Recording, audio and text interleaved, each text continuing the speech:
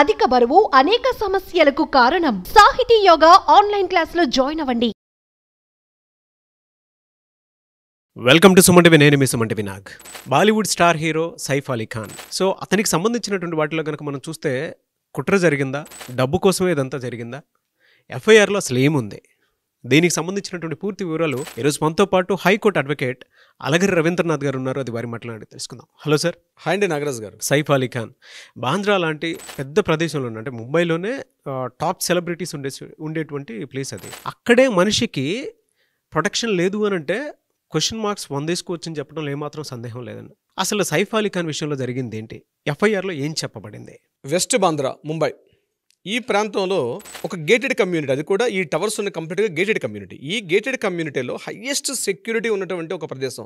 అటు CCTV surveillance కావచ్చు, ఫిజికల్గా ఉన్నటువంటి సెక్యూరిటీ కావచ్చు, అత్యంత భద్రత కట్టుదిట్టంగా ఉన్నటువంటి ప్రదేశం ఈ యొక్క టవర్స్, ఫార్చ్యూన్ టవర్స్. ఇందులో 11th and 12th ఫ్లోర్ ఈ రెండు కూడా సైఫ్ అలీ ఖాన్ గారివే. అయితే ఇక్కడ జరిగిన సంఘటనకు సంబంధించి ఎఫ్ఐఆర్లో ఏమి నమోదైంది నేను మీతో వివరించుకునే ప్రయత్నం చేస్తాను నాగరాజ్ గారు. ప్రధానంగా 11th and 12th ఫ్లోర్స్ రెండు కూడా ఈ టవర్స్లో 2 ఫ్లోర్స్ కూడా సైఫ్ అలీ ఖాన్ గారే.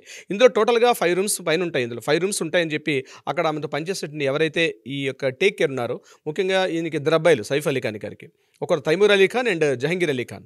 సో జహంగీర్ అలీ ఖాన్ గారికి ఉన్నటువంటి ఎవరైతే టేక్ కేర్ ఉన్నారో ఆవిడ పేరు ఇలియామా ఫిలిప్.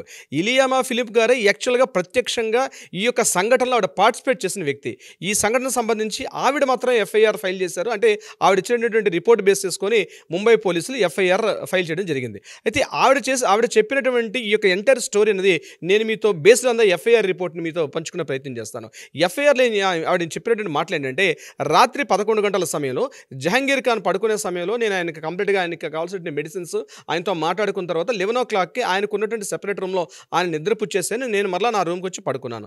అరౌండ్ midnight 2:30 ఆ టైంలో చిన్న సౌండ్ అయింది. బాత్రూంలో లైట్ వెలగడం జరిగింది. అట్ ద సేమ్ టైం మధ్యలో ఉన్నటువంటి ఆ రూమ్కి బాత్రూమ్కి మధ్యలో లైట్, కారిడార్లో కూడా చిన్నగా లైట్ వెలుగుతుంది. ఆ లైట్ చూసి నేను బహుశా కరీనా కపూర్ వచ్చారేమో జహంగీర్ ఖాన్ తోటి, అంటే జహీ అంటారు యాక్చువల్, జహంగీర్ ఖాన్కి జహ్ అని కూడా పిలుస్తారు. సో జహతో మాట్లాడడానికి కరీనా వచ్చారని నేను అనుకున్నాను. నేను మళ్ళీ మాట్లాడకుండా గదిలో పడుకున్నాను. కానీ కాసేపటి తర్వాత అక్కడ జరిగిన సంఘటన ఏంటంటే, నాకు అక్కడ ఏదో కాస్త డౌట్ఫుల్గా వచ్చిన, సస్పెక్ట్ చేసే విధంగా అక్కడ శబ్దాలన్నీ రావడం కనిపించింది. నేను వెంటనే బయటకు వచ్చాను. బయటకు వచ్చేసరికి ఒక అగంతకుడు కంప్లీట్గా ఒక black colour T-shirt, black colour jean వేసుకొని, మాస్క్ వేసుకొని, చేతిలో ఒక షార్ప్ హెక్సా బ్లేడ్ అంటారు, అంటే ఈ ఐరన్ రాడ్స్ వాటిని కట్ చేయడానికి వాడే దాన్ని హెక్సా బ్లేడ్ అంటారు. ఒక చేతిలో హెక్సా బ్లేడ్, మరో చేతిలో ఒక స్టిక్ పట్టుకొని ఆయన చాలా అగంతకుడు అడుగు వేసుకుంటూ జహ రూమ్ నుంచి కంప్లీట్గా అటువైపు వెళ్తున్నాడు, ఏదైతే కరీనా రూమ్ వైపు వెళ్తున్నాడో నేను గమనించాను. నన్ను చూసి ఇమీడియట్గా అతని మీదకి వచ్చి నన్ను మాట్లాడొద్దు, సైలెంట్గా ఉండు అని చెప్పడం జరిగింది. నీకు ఏం కావాలని చెప్పి అడిగాను. నాకు ₹1 డబ్బులు కావాలి, నాకు పైసా చాహియే మేరకు అని అతను చెప్పాడు. కిత్నా పైసా అని అడిగాను. అడిగితే నాకు 1 crore కావాలని చెప్పి అడిగాడు. ఇమీడియట్గా నేను గట్టిగా సౌండ్ చేసేసరికి మాట్లాడొద్దని చెప్పి నన్ను గట్టిగా చెప్పడం జరిగింది. ఆయన మెల్లగా అటు కరీనా రూమ్లో కదులుతుండగా నేను మూవ్మెంట్ చేసుకుంటూ కరీనా రూమ్ వైపు వెళ్తే నా మీద అటాక్ చేయడానికి ప్రయత్నించాడు. ఆ అటాక్ చేసిన సందర్భంలో నేను అక్కడ ఉండే టేబుల్ అన్ని పుష్ చేసేసాను. ఆ టేబుల్స్ అన్ని పడిపోతే నా 2 చేతుల వైపు నేను అడ్డంగా పెట్టుకున్నాను. ఆయన హెక్సా బ్లేడ్ తోటి నా మీద అటాక్ వచ్చిన సందర్భంలో నా 2 చేతులను కూడా అడ్డంగా పెట్టుకున్నాను. అడ్డంగా పెట్టినప్పుడు నా మీదకి అటాక్ వచ్చాడు. ఈ సందర్భంలో ఈ సౌండ్స్ చూసి విని లోపల నుంచి సైఫ్ అలీ, కరీనా కపూర్ రూమ్లో పడుకున్నటువంటి సైఫ్ అలీ ఖాన్ గారు రావడం జరిగింది. ఇమీడియట్గా నేను వచ్చాను. At the same time Jahangir Ali Khan తాలూకా కాకుండా ఈయన తైమూర్ అలీ ఖాన్ ఉన్నారు. తైమూర్ అలీ ఖాన్కి నాలాగే మరొక కేర్ టేకర్ ఉన్నారు. ఆమె పేరు గీత కూడా ఇమీడియట్గా అప్పుడే ఆవిడ కూడా రెస్పాండ్ అయ్యారు. గీత కూడా లేచారు. నేను, గీత, మరోవైపు సైఫ్ అలీ ఖాన్, మేము ముగ్గురం కూడా ఆ ఆగంతకుడిని బంధించే ప్రయత్నం చేశాను.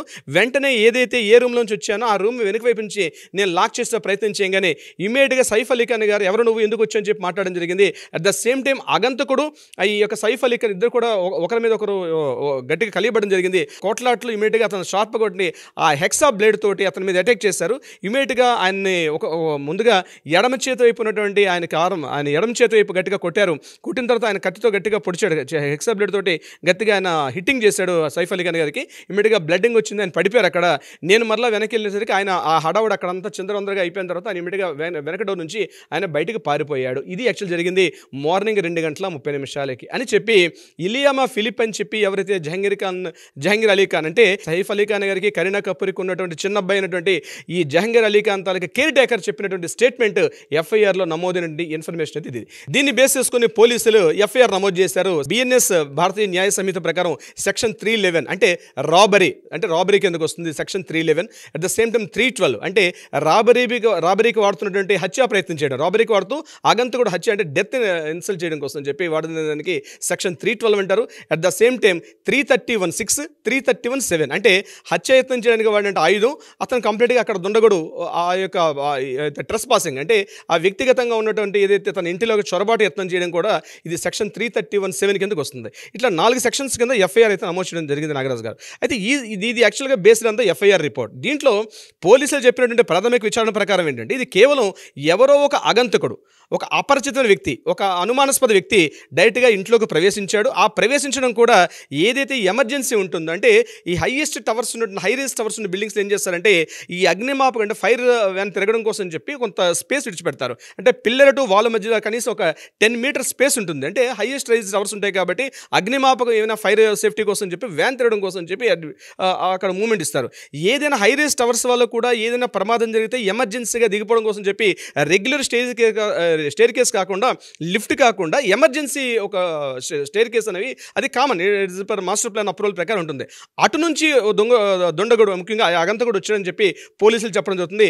వచ్చిన పర్సన్ ఒకరా ఇద్దరని ఇప్పటికీ పోలీసులు కన్ఫర్మేషన్ చేయలేదు.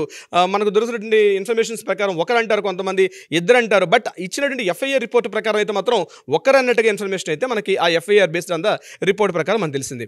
సో అగంతకుడు ఎట్ ద సేమ్ టైం ఆ స్టెప్స్ మీద నుంచి పైకి రావడం, at the same time 2:33 6th floor దగ్గర ఉన్నటువంటి సీసీటీవీ పనిచేస్తుంది.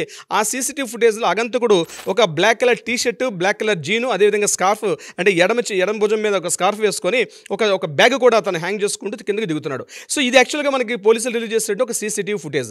ఇప్పుడు రీసెంట్గా ఇప్పుడు ఈ వీడియో మనం చేస్తున్న ఈ సమయానికి ఇప్పుడు రీసెంట్గా మనకి ఇన్ఫర్మేషన్ అంటే కంప్లీట్గా ముంబై పోలీసులు ఎంటైర్ మొత్తంగా నగర వ్యాప్తంగా ఉండే సీసీటీవీ అన్నింటిని కూడా చెక్ చేస్తున్న సందర్భంగా అందులో బాంద్రా రైల్వే స్టేషన్ పైన సేమ్ ఈ అగంతకుడు కూడా Bandra railway station foot over bridge మీద కనిపించాడు.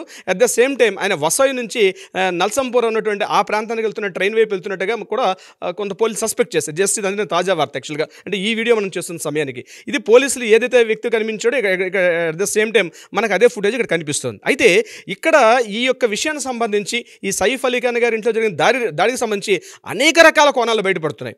ఎందుకు అనేక రకాల కోణాలు బయటపడుతున్నాయంటే నెంబర్ 1 గుర్తుపెట్టుకోవాల్సింది ప్రధానంగా ఏంటంటే ముంబై వెస్ట్ ప్రాంతం ఉన్నది హైయెస్ట్ రిచెస్ట్ ఏరియా ఎందుకంటామంటే బిజినెస్ టైకూన్స్, అదేవిధంగా politicians, highest politicians, at the same time cinema actors కూడా ఉన్నటువంటి ప్రాంతం ఈ బాంద్రా ప్రాంతం. అందువల్ల ఇక్కడ ప్రతి చిన్న కథలుగా కూడా నమోదవుతుంటుంది. కానీ విశేషం ఏంటంటే నాగరాజు గారు ఇప్పటికి కూడా ఈయన ఇంట్లో ఏదైతే ఈ యొక్క 11th ఫ్లోర్ 12th ఫ్లోర్లో ఒక్క సీసీటీవీ కూడా లేకపోవడం ఉంది నిజంగా అనుమానాస్పదం దారితీస్తుంది. అంటే ఇది ఈ వ్యక్తి బయట నుంచి వ్యక్తి వచ్చాడా, ఇంత క్లియర్గా ఆయన ఎమర్జెన్సీ స్టేర్ కేస్ ఎక్కడ ఉంటుందన్న విషయం కూడా తెలుసుకున్నాడంటే ఇంతకుముందు ఇంట్లో పనిచేసిన వ్యక్తులు కావచ్చు, లేకపోతే ఈ ఇంటి గురించి పూర్తిగా అవగాహన ఉన్న వ్యక్తి మాత్రమే చేయగలుగుతాడని పోలీసులు కూడా సస్పెక్ట్ చేస్తున్నారు. ఎందుకంటే అంత ఈజీగా ఎక్కడ ఏ డోర్ ఉంటుంది, ఎక్కడ ఏ స్టేర్ కేసు ఉంటుంది తెలియాలంటే ముందుగా రెక్కి నిర్వహించే అవకాశం కూడా ఉంటుంది. అంటే ఇందులో ఒక వ్యక్తి పార్టిసిపేట్ చేశారా, 2-3 వ్యక్తులు పార్టిసిపేట్ చేశారా అన్న కోణంగా కూడా ఆలోచిస్తున్నారు. ఇది ఒక పాయింట్. నెంబర్ 2 ఏంటంటే ఇటీవల కాలంలోనే మనకు జరిగింది ఈ బిష్నోయ్ గ్యాంగ్ ఎక్కువగా అటాక్ చేశారు ఈ ముంబైలో బాబా సిద్దికి హత్య కేసులో కూడా పొలిటీషియన్ మీద, ముఖ్యంగా సల్మాన్ ఖాన్ గారి మీద కూడా అటాక్ జరిగింది. ఈ 2 హత్యలు కూడా కొంత భయభ్రాంతులను గురి చేస్తుంది సినిమా రంగానికి కావచ్చు, పొలిటికల్ రంగానికి కావచ్చు. అంటే సినిమా రంగాన్ని ఏమాత్రం టచ్ చేసిన ఇమీడియట్గా పొలిటికల్ రంగం దట్టు ఢిల్లీలో అసెంబ్లీ ఎలక్షన్స్ కూడా ఉన్నాయి. దీనికి సంబంధించి ఇటువంటి సంఘటన నమోదవడం కూడా కొంతవరకు డౌట్స్ రైజ్ చేస్తుంది. ఎందుకంటే ముంబైలో ఏ చిన్న కథలు జరిగినా ఎంటైర్ దేశవ్యాప్తంగా కూడా చర్చకు దారితీస్తుంది. ముఖ్యంగా బిష్నోయ్ గ్యాంగ్ చాలా యాక్టివ్గా ఉండడం అనే విషయం మనకు తెలుసు, మనం చాలా వీడియోలు కూడా చేసాం. సో దీనికి సంబంధించి ఏమైనా ఆ యాంగిల్ ప్రకారం జరిగింది. ఎందుకంటే సల్మాన్ ఖాన్ గారి మీద కూడా అటాక్ జరిగింది.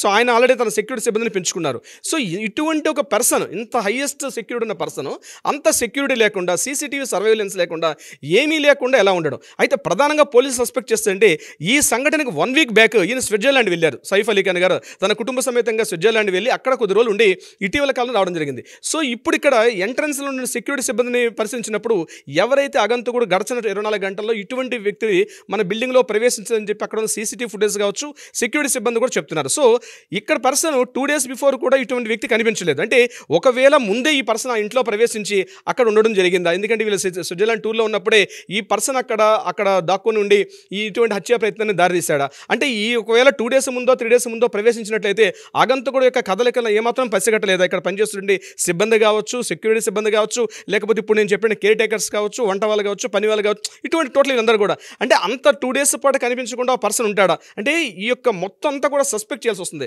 ప్రతి చిన్న విషయాన్ని కూడా డౌట్ పడాల్సి వస్తుంది. ఎందుకంటే ఏదో అగంతకుడు వచ్చాడో రాబరీ చేశాడంటే నమ్మే స్థితిలో కామన్ ప్రజలు ఎవరో లేరు. ఎందుకంటే జరిగిన సంఘటన కూడా 11th floor 12th floor అంటే 10 floors దాటి ఆయన 11th floorకి ఎలా రీచ్ అయ్యాడు? 12th floorలోకి ఎలా అంటే 11th and 12th floor ఆయన కాబట్టి ఇంటర్నల్ స్టేర్ కేసు ఉంటుంది. 2 floorలు కూడా లోపల వాళ్ళ బిల్డింగ్ లోపల నుంచి స్టేర్ కేసు ఉంటుంది. తర్వాత వీళ్ళందరూ కూడా చిన్న కుటుంబం కాదు, హస్బెండ్ వైఫ్ ఇద్దరే కాదు, చాలా మంది ఉన్నటువంటి వ్యక్తులు. సుమారుగా ఒక ఆ ఇంటిలోని ఏదైతే 11th floor and 12th floorలో వాళ్ళు చెప్పిన లెక్కల ప్రకారమే సుమారు ఆ రోజు సంఘటన జరిగే సమయానికి 8 మంది ఉన్నారు ఇంట్లో, 2 floorలు కలిపి. అంటే 8 మంది ఉన్నప్పుడు కూడా సంఘటన తెలియకుండా అగంతకుడు ఎలా వచ్చాడు అన్నది ఒక సస్పెక్ట్ చేస్తున్నాం. ఇది కాకుండా మరొక ఇంట్రెస్టింగ్ కొద్ది కాంట్రవర్షియల్ పాయింట్ కూడా నేను మీతో చెప్పే ప్రయత్నం చేస్తాను. ముఖ్యంగా వీళ్ళ పిల్లలు ఎవరైతే ఉన్నారో తైమూర్ అలీ ఖాన్, అదేవిధంగా జహంగీర్ అలీ ఖాన్, ఈ ఇద్దరికి పేర్లు పెట్టే సందర్భంలో చాలా వివాదాస్పదమైంది. అప్పట్లో సోషల్ మీడియా ప్రచారంలో లేకపోయింది వచ్చాము. కానీ తైమూర్ అనే వ్యక్తి భారతదేశం మీద దాడి చేసి భారతదేశాన్ని భయంకరంగా దోచుకున్న వ్యక్తి. అంటే తైమూర్ అంటేనే భారతదేశానికి విద్వేషగా మాట్లాడుకుంటాం మనం చరిత్ర పుటల్లో తైమూర్ దాడి చేసినప్పుడు.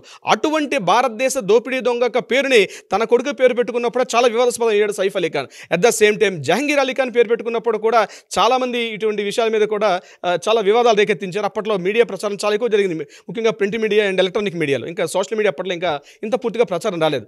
బహుశా అటువంటి ఏమైనా కోణంలో ఉందని కూడా ప్రయత్నం చేస్తున్నారు పోలీసులు. ఏమైనా అటువంటి సంఘాలు ఏమైనా సంఘ విద్రోహ శక్తులు ఏమైనా ఇటువంటి ప్రయత్నాలు ఏమైనా చేశారా? ఎందుకంటే ఇది మామూలుగా ఎవరో అగంతకుడు వచ్చి చేసే సంఘటన అయితే కాదు.